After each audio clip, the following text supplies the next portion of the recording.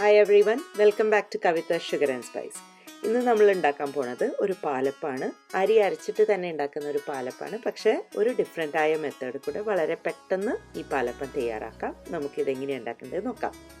ഇതിനായിട്ട് ഞാനിവിടെ നല്ല ഇനം പച്ചരിയാണ് എടുത്തിരിക്കുന്നത്. അതൊരു 1.25 കപ്പ് പച്ചരിയുണ്ട്. അതാദ്യം ഒന്ന് കഴുകിയിട്ട് കൊണ്ടുവരാം. ഇത് കഴുകി വെച്ചതാണ്. ഇതിലേക്ക് നമുക്ക് ഒരു 1/2 കപ്പ് കുക്ക് ചെയ്ത വേവിച്ച ചോറ്, അത് പിന്നെ 1 കപ്പോളം ചിരവിയ തേങ്ങ, ഒരു 1/2 ടീസ്പൂൺ ഈസ്റ്റ്, 1 ടീസ്പൂൺ പഞ്ചസാര, ഇത്രയും ചേർത്ത് കഴിഞ്ഞിട്ട് നമുക്കിതിലേക്ക് ഇതിനെ ആദ്യം ഒരു സ്പൂണ് വെച്ചിട്ടൊന്ന് മിക്സ് ചെയ്യാം.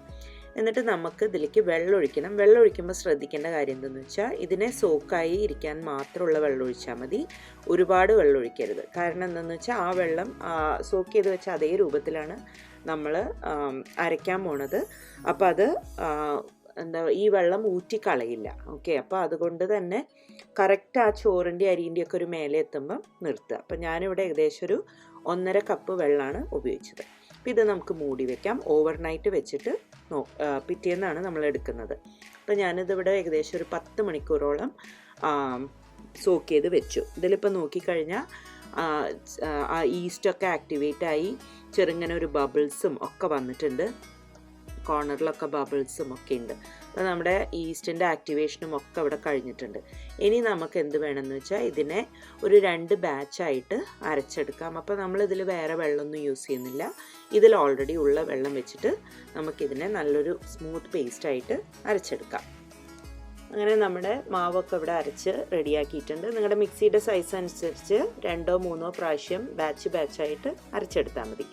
ഇത് അരച്ചതിന് ശേഷം ഞാൻ ഈ മിക്സിയുടെ ജാറിലേക്ക് കുറച്ച് വെള്ളം, വളരെ കുറച്ച്, കാരണം നമ്മുടെ മാവിൻ്റെ കൺസിസ്റ്റൻസി പോകാൻ പാടില്ല. അപ്പോൾ ഏകദേശം ഒരു 1/4 കപ്പ് വെള്ളം കഷ്ടി ഒഴിച്ചിട്ട് നമുക്കിതൊന്ന് നന്നായിട്ടൊന്ന് മിക്സ് ചെയ്യാം.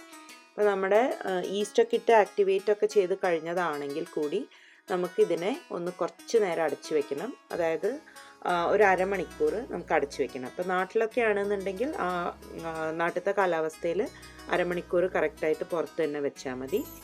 ഞാനുള്ള സ്ഥലത്ത് കുറച്ച് തണുപ്പുള്ള കാരണം ഞാൻ അവനൊന്ന് പ്രീഹീറ്റ് ചെയ്തിട്ട് അതിലാണ് വെച്ചത്. അപ്പോൾ മൂടിയിട്ട് വേണം നമ്മൾ വെക്കാനായിട്ട്.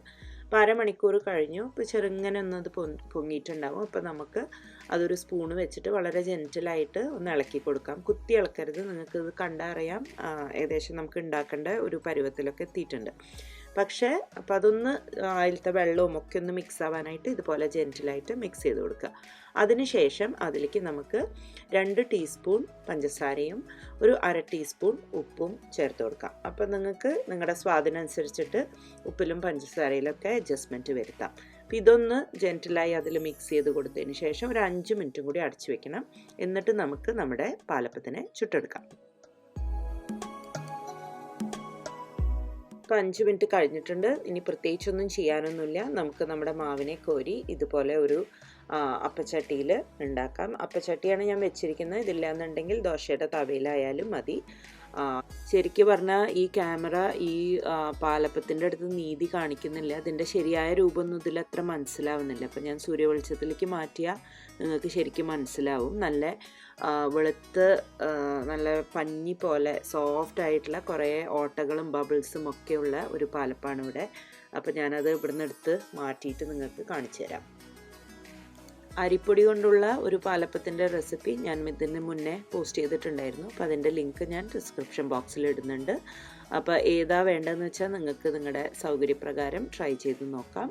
എല്ലാ റെസിപ്പിയും ഇഷ്ടമാവുണ്ടെന്ന് വിചാരിക്കുന്നു. സബ്സ്ക്രൈബ് ചെയ്യാൻ മറക്കരുത്. Thank you for watching my video. അടുത്ത തവണ വീണ്ടും കാണുന്നവരെ take care and have a wonderful day. By.